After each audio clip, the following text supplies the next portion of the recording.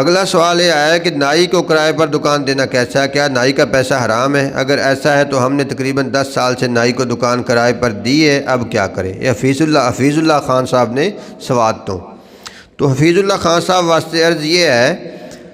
کہ نائی ایسا جو داڑھی مونڈتا ہو، نائی ایسا جو داڑھی مونڈتا ہو،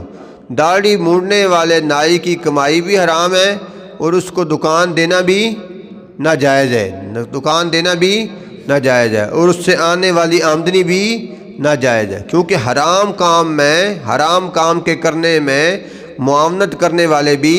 حرام کام کے ہی مرتکب ہیں، حرام کام کے ہی مرتکب ہیں۔ لہٰذا کوشش یہ کرنی چاہیے کہ ایسے نائی کو دکان کرائے پہ نہ دی جائے جو داڑھی مونڈتا ہو،